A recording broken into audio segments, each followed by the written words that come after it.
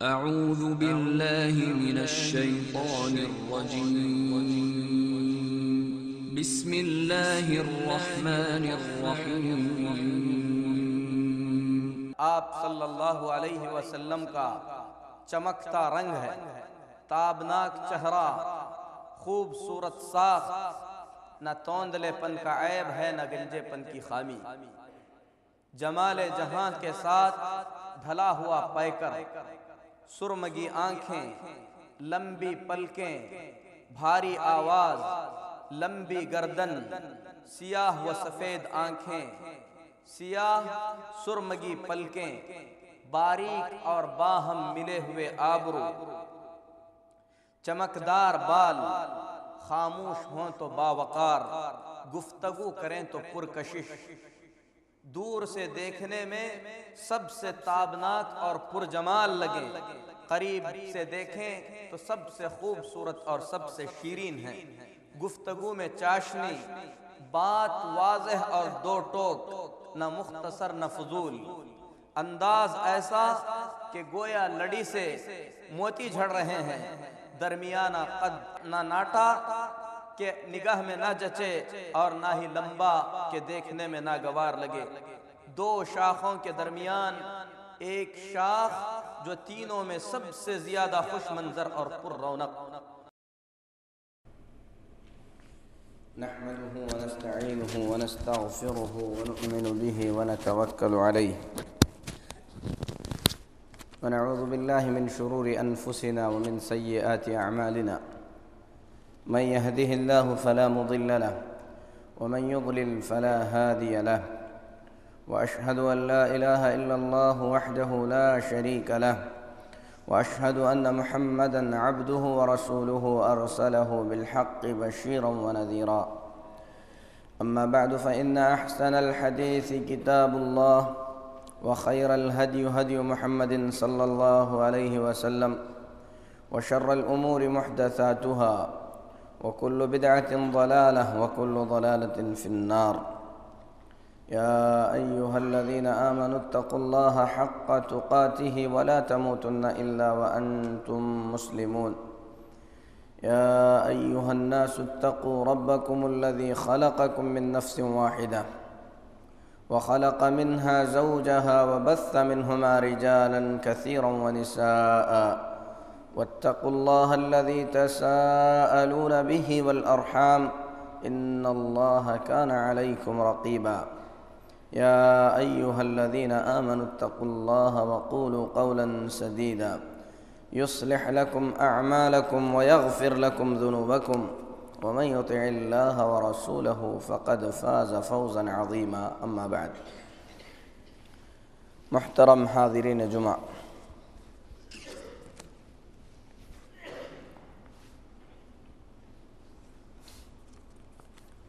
ہجرت کا نیا سال شروع ہو چکا ہے۔ رسول اکرم صلی اللہ علیہ وسلم کی ہجرت کو 1434 سال گزر چکے ہیں۔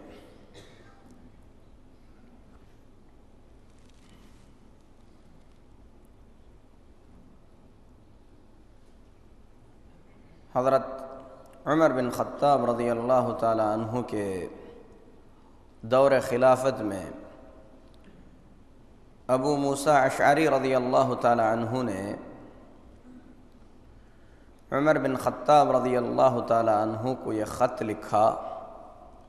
کہ اے امیر المؤمنین، آپ کی جانب سے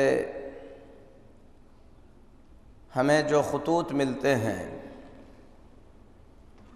ان خطوں میں تاریخ نہیں ہوتی، لہذا اسلامی تاریخ کا کوئی انتظام کیا جائے۔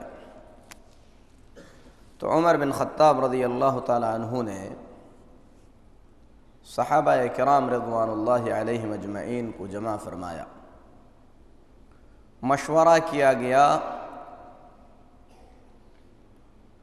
کہ اسلامی تاریخ کے لیے کون سے واقعے کو چنا جائے، کیونکہ عربوں کے پاس اس سے پہلے جو کوئی اہم واقعہ گزرا ہوتا تھا اس واقعے سے اپنی تاریخ کو جوڑتے تھے۔ نبی کریم صلی اللہ علیہ وسلم کی ولادت کا جب ذکر ہوتا ہے تو کہا جاتا ہے کہ آپ صلی اللہ علیہ وسلم عام الفیل کو پیدا ہوئے۔ اس کا مطلب یہ ہے کہ نبی کریم صلی اللہ علیہ وسلم کی ولادت اس سال ہوئی جس سال ہاتھیوں والا واقعہ پیش آیا تھا، یعنی ابرہہ نے جس سال مکہ پر چڑھائی کا ارادہ کیا تھا اور اللہ تبارک و تعالیٰ نے اسے ہلاک و برباد کر دیا تھا، اس سال نبی کریم صلی اللہ علیہ وسلم کی ولادت ہوئی۔ اس کے بعد عربوں میں جو بھی واقعہ ہوتا تو کہتے تھے کہ ہاتھیوں کے دوسرے سال، ہاتھیوں کے واقعے کے تیسرے سال، 10ویں سال، 15ویں سال، اس طریقے سے اس واقعے کو بنیاد بنا کر اس سے تاریخ جوڑی جاتی تھی۔ پھر وقت کے گزرنے کے بعد کوئی اہم واقعہ پیش آتا تو پھر اس کے مطابق وہ لوگ اپنی تاریخ بنا لیا کرتے تھے۔ محمد الرسول اللہ صلی اللہ علیہ وسلم اس دار فانی سے رخصت ہو گئے۔ تاریخ کے بنانے کی ایسی کوئی ضرورت آپ صلی اللہ علیہ وسلم کی حیات طیبہ میں پیش نہیں آئی، لیکن جب اسلامی مملکت بڑھتی گئی، عمر بن خطاب رضی اللہ تعالی عنہ نے اپنی دور خلافت میں بہت ساری سیاسی چیزوں کا اضافہ فرمایا۔ مثال کے طور پر عمر بن خطاب رضی اللہ تعالی عنہ کی دور خلافت تک برید یعنی پوسٹ کا سسٹم نہیں تھا۔ عمر بن خطاب رضی اللہ تعالی عنہ نے برید کا سلسلہ جاری فرمایا، پوسٹ کا سلسلہ جاری فرمایا کہ تھوڑے تھوڑے عرصے پر ایک چوکی بنائی جاتی تھی، وہاں پر لوگوں کو رکھا جاتا تھا۔ مدینہ طیبہ سے جو خطوط کا تھیلا ملتا تھا، لوگوں کے، بڑے لوگوں کے جو بھی خطوط مثلا مدینہ بھیجنے ہیں، مکہ سے مدینہ بھیجنے ہیں، اس کے لیے برید مقرر کیا گیا تھا۔ تھوڑے تھوڑے فاصلے پر وہ خط وہاں پر پہنچائے جاتے تھے، پھر دوسرے جگہ پر پہنچائے جاتے تھے۔ تو یہ عمر بن خطاب رضی اللہ تعالی عنہ کی سیاست شرعی یا شرعی سیاستوں میں سے جو ہے کئی سیاستیں ہیں۔ آپ صلی اللہ علیہ وسلم، آپ رضی اللہ تعالی عنہ نے دیوان کا سلسلہ جاری فرمایا، رجسٹر بنائے گئے جس کے اندر ان صحابہ کے نام لکھے گئے جو وظیفہ پاتے تھے۔ اسی طریقے سے ابو موسیٰ اشعری رضی اللہ تعالی عنہ نے جب عمر بن خطاب رضی اللہ تعالی عنہ کے نام پیغام لکھا کہ جو خطوط آتے ہیں ان خطوط میں تاریخ نہیں ہوتی، تاریخ مقرر کی جائے، تو عمر بن خطاب رضی اللہ تعالی عنہ نے صحابہ کو جمع فرمایا، مشورہ کیا گیا کہ کون سے واقعے کو مقرر کر کے اس کے مطابق تاریخ بنائی جائے۔ بعض صحابہ نے مشورہ دیا کہ محمد الرسول اللہ صلی اللہ علیہ وسلم کی ولادت کے دن سے تاریخ مقرر کی جائے۔ بعض نے کہا کہ رسول اکرم صلی اللہ علیہ وسلم کو اللہ تبارک و تعالی نے جس سال نبوت سے سرفراز فرمایا ہے اس سال سے تاریخ مقرر کی جائے۔ بعض نے کہا کہ ہجرت کے واقعے کو مقرر کر کے ہجرت کے حساب سے تاریخ مقرر کی جائے۔ تو عمر بن خطاب رضی اللہ تعالی عنہ نے فرمایا، الہجرت فرقت بین الحق والباطل، ہجرت کے ذریعے اللہ تبارک و تعالی نے حق و باطل کے درمیان تفریق کر دیا ہے، حق و باطل الگ الگ ہو گیا ہے۔ لہذا اسلام کے واقعات میں سے سب سے عظیم ترین واقعہ محمد الرسول اللہ صلی اللہ علیہ وسلم کی ہجرت کا واقعہ ہے۔ اس واقعے کو اصل بنا کر ہم اپنی تاریخ مقرر کرتے ہیں۔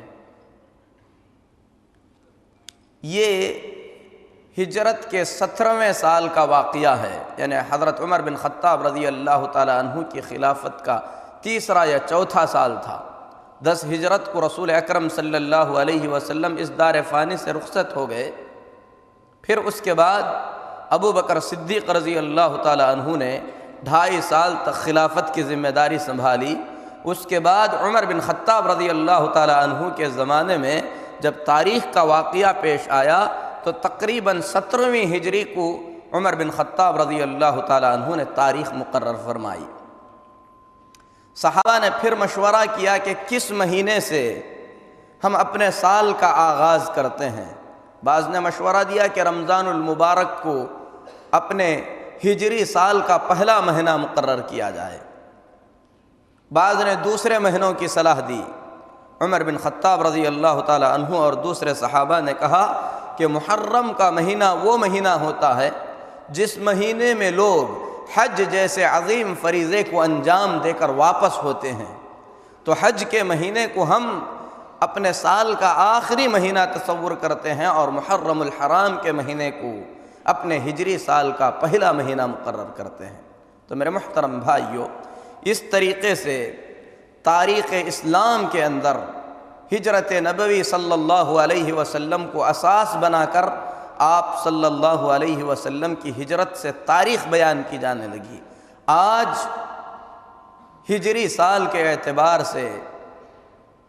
1435ویں سن ہجری ہے۔ ہجرت کا واقعہ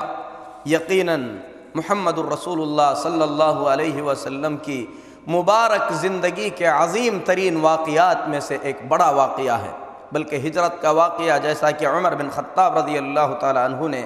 بیان فرمایا، وہ واقعہ ہے جس واقعے سے اللہ تبارک و تعالی نے حق و باطل کے درمیان تفریق پیدا کر دی، حق و باطل الگ الگ ہو گیا۔ محمد الرسول اللہ صلی اللہ علیہ وسلم جس دور میں جنم لیے جاہلیت کا دور تھا، آپ صلی اللہ علیہ وسلم کی اللہ تبارک و تعالی نے بہترین نشو و نما فرمائی، جاہلیت کی تمام غلاظتوں سے پاک ہو کر آپ صلی اللہ علیہ وسلم نے پرورش پائی۔ جب آپ صلی اللہ علیہ وسلم کی عمر 40 سال کی ہوئی تو اللہ تبارک و تعالی نے آپ صلی اللہ علیہ وسلم کو نبوت کے شرف سے نوازا، آپ صلی اللہ علیہ وسلم کو نبی بنایا گیا۔ نبوت کے 5 سال تک محمد الرسول اللہ صلی اللہ علیہ وسلم اللہ تبارک و تعالیٰ کے حکم سے خفیہ طور پر، سری طور پر لوگوں کے اندر اللہ تعالیٰ کی توحید کو سمجھاتے رہے۔ جب آپ کو حکم ہوا کہ دعوت کا یہ کام علی الاعلان کیا جائے تو محمد الرسول اللہ صلی اللہ علیہ وسلم نے کھلے طور پر تبلیغ شروع کر دی۔ جیسے ہی آپ صلی اللہ علیہ وسلم نے تبلیغ کا آغاز کیا، اول دن سے، پہلے ہی روز سے محمد الرسول اللہ صلی اللہ علیہ وسلم اور دین اسلام کے خلاف بڑی بڑی سازشیں اٹھیں۔ آپ صلی اللہ علیہ وسلم نے صفا کی پہاڑی پر جمع کر کے توحید کا نعرہ بلند فرمایا ہی تھا کہ کہنے والے نے کہا، تباً لک سائر اليوم الہذا جمعتنا، محمد تیرا برا ہو، کیا تو نے اسی کام کے لیے جمع کیا تھا؟ عداوت کی یہ آگ آپ صلی اللہ علیہ وسلم کی دعوت و تبلیغ کے ساتھ برابر بڑھتی چلی گئی، یہاں تک کہ کچھ ہی عرصے میں محمد الرسول اللہ صلی اللہ علیہ وسلم کی دعوت طیبہ پر لبیک کہتے ہوئے کچھ لوگوں نے اسلام قبول کر لیا تو دشمنان اسلام نے انہیں نشانہ بنایا، مارا، پیٹا، پریشان کیا، طرح طرح کی اذیتیں دی گئیں۔ محمد الرسول اللہ صلی اللہ علیہ وسلم ان تمام چیزوں کو دیکھ کر صبر کرتے رہے، بلکہ اپنے مصیبت زدہ مظلوم صحابہ کو صبر کی وصیت کرتے ہوئے، جنت کا وعدہ کرتے ہوئے گزر جاتے تھے۔ فرماتے، آل یاسر صبر سے کام لینا، میں تمہیں جنت کا وعدہ کرتا ہوں۔ حالات بگڑتے چلے گئے، اسلام الحمدللہ بڑھتا چلا گیا، یہاں تک کہ میرے محترم بھائیوں، جب مشرکین نے دیکھا کہ توحید کا یہ سیلاب تھمتا نہیں ہے تو انہوں نے مکمل طور پر مسلمانوں اور خاندان بنی ہاشم اور بنی المطلب سے بائیکاٹ کر دیا، جس کی وجہ سے تقریباً 2 سال تک محمد الرسول اللہ صلی اللہ علیہ وسلم اور آپ کے خاندان کو شعب ابی طالب کے اندر محصور ہو کر رہنا پڑا۔ ان بنود میں یہ لکھا گیا تھا کہ کوئی ان سے بیچے گا نہیں، کوئی ان سے خریدے گا نہیں، کوئی ان سے رشتہ داری نہیں کرے گا، کسی کا ان سے کوئی تعلق نہیں ہوگا۔ میرے محترم بھائیو، اسلام کے بارے میں رسول اللہ صلی اللہ علیہ وسلم، آپ کے خاندان اور صحابہ نے ان تمام چیزوں کو برداشت کیا، یہاں تک کہ نبوت کے 10ویں سال جب رسول اللہ صلی اللہ علیہ وسلم شعب ابی طالب سے باہر نکلے تو اللہ تبارک و تعالیٰ کی ایک اور آزمائش آئی کہ اللہ تبارک و تعالیٰ نے آپ کا سہارا جو دنیا کے اندر اللہ تعالیٰ نے بنایا تھا، ابو طالب جو کہ رسول اللہ صلی اللہ علیہ وسلم کے رشتے میں چچا، کفر پر رہتے ہوئے بھی آپ صلی اللہ علیہ وسلم کی حمایت کرتے تھے، اللہ تبارک و تعالیٰ نے بھی اسے بھی آپ صلی اللہ علیہ وسلم سے لے لیا۔ یہاں تک کہ ابو طالب کے وفات کے بعد، ابو طالب کی موت کے بعد مشرکین کی جرأت اور بڑھ گئی، آپ صلی اللہ علیہ وسلم کے ساتھ ایسے سلوک کیے جانے لگے جو ابو طالب کی زندگی میں نہیں کیے جاتے تھے۔ محمد الرسول اللہ صلی اللہ علیہ وسلم راستے میں چل رہے تھے، مشرکین مکہ میں سے ایک سفیہ اور ایک بے وقوف قسم کے شخص نے آپ صلی اللہ علیہ وسلم کے مبارک سر پر مٹی ڈال دی۔ محمد الرسول اللہ صلی اللہ علیہ وسلم خاک میں ملا ہوا، خاک آلود اپنا سر لے کر گھر میں داخل ہوتے ہیں۔ آپ صلی اللہ علیہ وسلم کی بیٹیوں میں سے کسی نے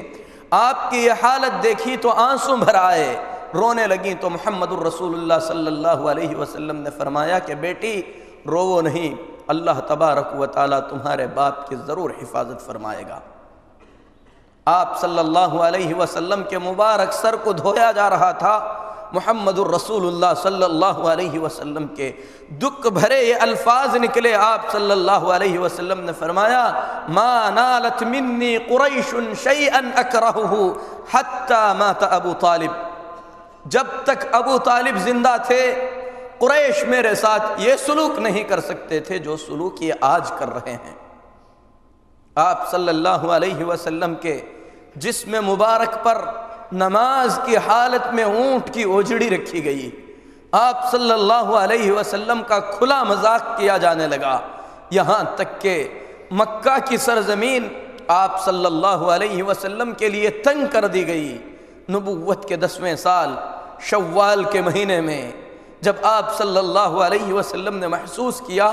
کہ مکہ مکرمہ کے اندر دعوت و تبلیغ کا کام مزید پھل نہیں لائے گا تو آپ صلی اللہ علیہ وسلم مکہ سے باہر دعوت و تبلیغ کی غرض سے طائف لے گئے، طائف تشریف لے گئے۔ آپ صلی اللہ علیہ وسلم نے طائف کا یہ سفر چلتے ہوئے طے فرمایا، طائف میں جا کر 10 دن تک آپ صلی اللہ علیہ وسلم طائف میں رکے رہے، وہاں کے قبیلے کے ایک ایک سردار سے مل کر آپ صلی اللہ علیہ وسلم نے اسلام کی بات پیش کی، لیکن سرداران طائف نے آپ صلی اللہ علیہ وسلم کی بات کو ماننے سے انکار ہی نہیں کیا، بلکہ آپ صلی اللہ علیہ وسلم کے خلاف اوباشوں اور بدمعاشوں کو لگا دیا گیا، جنہوں نے آپ صلی اللہ علیہ وسلم پر پتھر مار کر آپ صلی اللہ علیہ وسلم کو زخمی کر دیے۔ ام المؤمنین عائشہ صدیقہ رضی اللہ تعالی عنہا نے محمد الرسول اللہ صلی اللہ علیہ وسلم سے پوچھا، بخاری شریف میں ہے، اے اللہ کے رسول صلی اللہ علیہ وسلم، کیا آپ پر احد کے دن سے زیادہ بھاری دن کوئی گزرا ہے؟ احد کا دن، وہ دن جس دن آپ صلی اللہ علیہ وسلم کے 70 جان نثار صحابہ مارے گئے، وہ دن جس دن آپ صلی اللہ علیہ وسلم کے چچا حمزہ کے ٹکڑے ٹکڑے کر دیے گئے۔ ام المؤمنین پوچھتی ہیں، اے اللہ کے نبی صلی اللہ علیہ وسلم، احد کا دن جتنا بھاری دن تھا، کیا آپ کی حیات طیبہ میں اس سے بھاری دن آیا ہے؟ جس دن آپ کو زخمی کیا گیا، جس دن آپ کے دندان مبارک شہید کیے گئے، تو نبی کریم صلی اللہ علیہ وسلم نے فرمایا کہ عائشہ تیری قوم سے مجھے طائف کے دن جو سابقہ پڑا ہے، طائف کا دن احد کے دن سے زیادہ بھاری مجھ پر گزرا ہے۔ آپ اندازہ لگا سکتے ہیں کہ تنہا رسول اللہ صلی اللہ علیہ وسلم نے زید بن حارثہ کے ساتھ کتنی پریشانیاں، کتنی مشقتیں آپ نے برداشت کی ہوں گی۔ بخاری شریف کی اسی روایت میں ہے کہ میں نے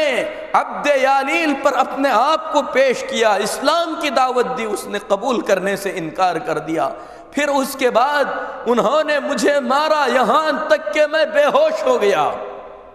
جب ہوش آیا تو میں نے اپنے آپ کو قرن المنازل یا قرن الثعالب میں پایا، وہاں پر میں نے ایک بادل دیکھا، بادل سے جبریل امین اترے، جبریل امین نے کہا کہ اے محمد صلی اللہ علیہ وسلم،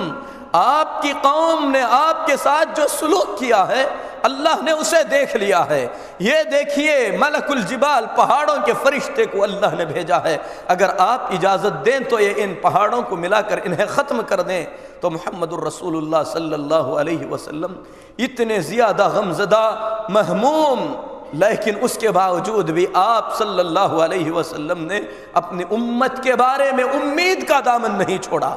فرمایا کہ مجھے امید ہے یہ نہیں تو ان کی اولاد توحید قبول کرے گی۔ نبوت کا 10واں سال گزر گیا،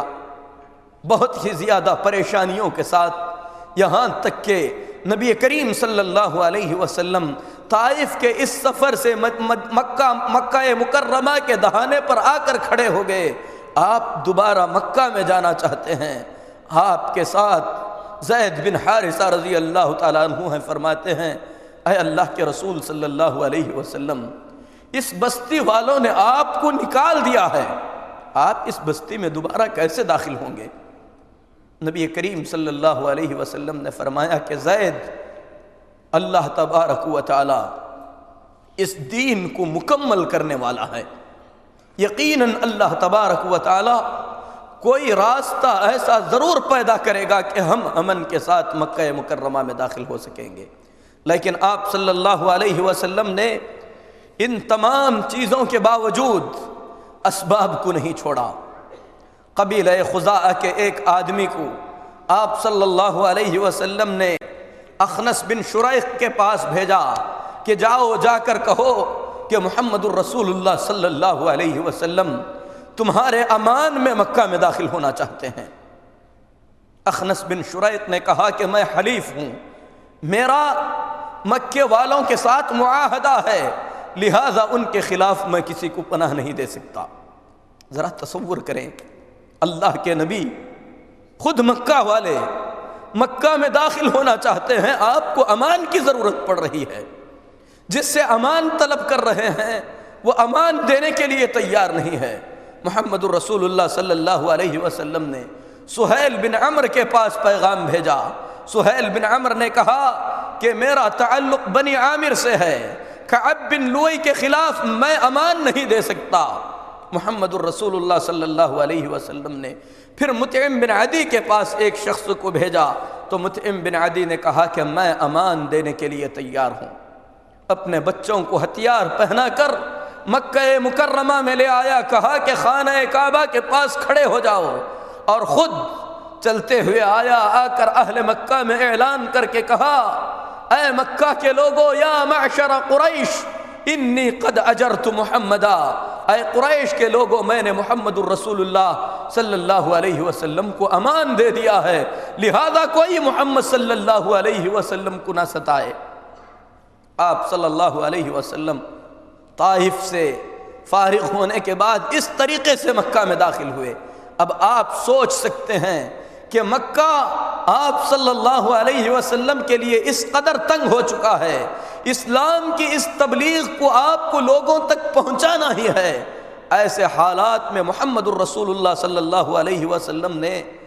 اسلام کے لیے جو قدم آگے بڑھایا، میرے محترم بھائیوں، آپ صلی اللہ علیہ وسلم کی شدید خواہش تھی کہ مکہ مکرمہ کے علاوہ آس پاس میں کوئی شخص آپ کی دعوت کو قبول کر کے آپ صلی اللہ علیہ وسلم کو پناہ دے، جہاں سے اسلام کی یہ کرنیں پھوٹتی چلی جائیں۔ اسی لیے شوال کا مہینہ گزر گیا، اس کے بعد ذی قعدہ ذی الحجہ کا مہینہ آیا، تو آپ صلی اللہ علیہ وسلم نے نبوت کے 10ویں سال ذی الحجہ کے مہینے میں ایک ایک قبیلے سے مل کر آپ صلی اللہ علیہ وسلم نے اسلام کی پیشکش کی۔ آپ صلی اللہ علیہ وسلم عرفات کے میدان میں اعلان فرماتے تھے کہ قریش نے مجھے ٹھکرا دیا ہے، کون ہے جو مجھے پناہ دے دے کہ میں اللہ کا دین اللہ کے بندوں تک پہنچاؤں۔ لیکن میرے محترم بھائیو، پیچھے سے آوازیں لگائے جاتے تھے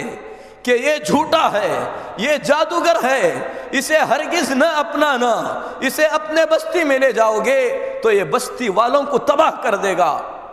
حضرت جابر بن عبداللہ رضی اللہ تعالیٰ عنہ فرماتے ہیں کہ یہ حالت میں نے اپنی آنکھوں سے دیکھی ہے۔ یمن کے لوگ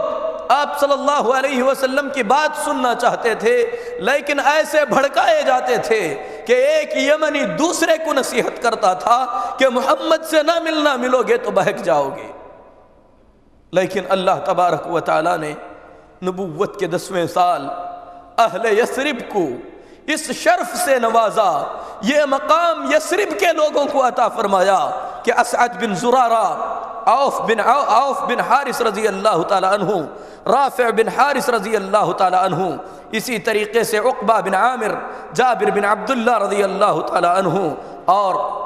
عطیہ بن عامر رضی اللہ تعالی عنہ، 6 صحابہ کرام رضوان اللہ علیہم اجمعین جو مدینہ طیبہ کسی مقصد سے آئے ہوئے تھے۔ نبی کریم صلی اللہ علیہ وسلم کی اچانک ان سے ملاقات ہو گئی۔ آپ صلی اللہ علیہ وسلم نے ان کے بارے میں پوچھا، انہوں نے بتلایا کہ ان کا تعلق یثرب سے ہے۔ نبی کریم صلی اللہ علیہ وسلم نے فرمایا کہ یہودیوں کے بستیوں سے قریب رہنے والے ہو؟ کہا کہ ہاں۔ تو نبی کریم صلی اللہ علیہ وسلم نے فرمایا کہ بیٹھو، میں تم سے کچھ باتیں کرنا چاہتا ہوں۔ آپ صلی اللہ علیہ وسلم نے ان کے سامنے اسلام کی پیشکش کی۔ اہل یثرب نے فوراً ایک دوسرے کی طرف دیکھا، کہا کہ اے قوم کے لوگوں، اس آدمی کی بات کو مان لو، یہ وہی لگتے ہیں جن کا نام لے کر یہود تمہیں ڈرایا کرتے ہیں۔ مدینہ کے ان 6 آدمیوں نے آپ صلی اللہ علیہ وسلم کی بات مان لی، آپ صلی اللہ علیہ وسلم کے دست مبارک پر بیعت کی، پھر اس کے بعد وعدہ کیا کہ ہم جا کر آپ کی بات اپنی قوم میں پیش کریں گے، اگر ہماری قوم آپ کی بات کو قبول کر لے تو ہم انہیں لے کر دوبارہ آپ کے پاس آئیں گے۔ اس سال کے بعد دوسرے حج میں یہی 6 صحابہ کرام رضوان اللہ علیہم اجمعین اور 6 صحابہ کو لے کر مکہ مکرمہ میں داخل ہوئے۔ نبی کریم صلی اللہ علیہ وسلم کے ہاتھوں انہوں نے اسلام قبول کر کے بیعت کی، وہ بیعت جس بیعت کو بیعت النساء کہا جاتا ہے، جس میں اللہ تبارک و تعالیٰ نے عورتوں سے یہ بیعت لی ہے کہ وہ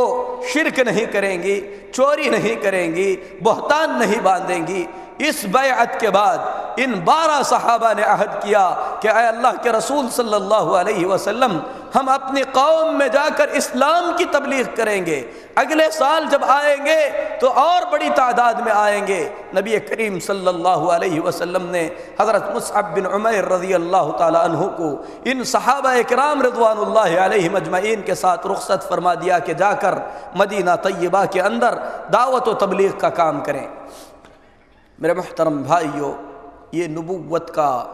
11واں سال ہے۔ 10-12 صحابہ کے ساتھ حضرت مصعب بن عمیر رضی اللہ تعالی عنہ ان لوگوں کے امام بن کر، ان کے قاری بن کر مدینہ طیبہ میں پہنچے۔ اللہ کے نبی صلی اللہ علیہ وسلم کو برابر خبریں ملتی رہیں۔ حضرت مصعب بن عمیر تنہا ایک آدمی کی کوشش سے 1 سال کے مختصر سے عرصے میں پورے مدینہ طیبہ کے گھر گھر میں اسلام داخل ہو گیا۔ مدینے کے بڑے بڑے سرداروں نے حضرت مصعب بن عمیر رضی اللہ تعالیٰ عنہ کی کوششوں سے اسلام قبول کر لیا۔ اس کے بعد دوسرے سال نبی کریم صلی اللہ علیہ وسلم کے پاس 80 سے زیادہ صحابہ کرام کا وفد آیا۔ بیعت العقبہ الثانیہ،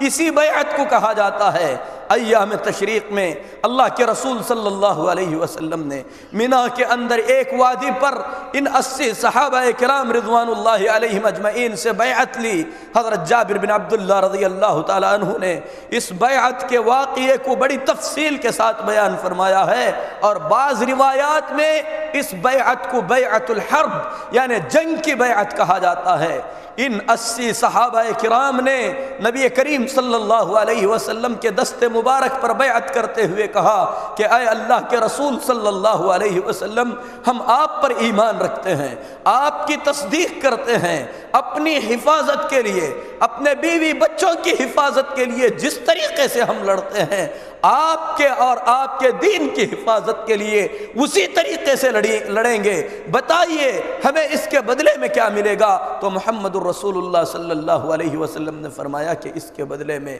تمہیں جنت عطا کی جائے گی۔ بس صحابہ نے کہا اے اللہ کے نبی صلی اللہ علیہ وسلم، ہمارا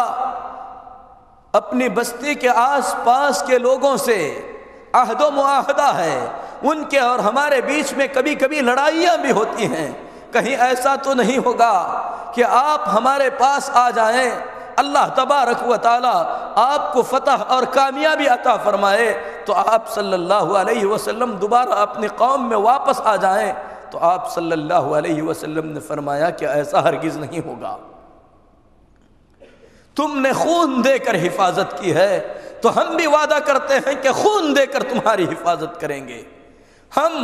ان سے اپنے رشتے جوڑیں گے جن سے تم اپنے رشتے جوڑتے ہو، ان سے ہم اپنے تعلقات کاٹ لیں گے جن سے تم اپنے تعلقات کاٹ لیتے ہو۔ یہی وجہ ہے میرے محترم بھائیو، غزوہ حنین کی جب غنیمتیں آپ صلی اللہ علیہ وسلم نے نئے مسلمانوں میں تقسیم فرمائی،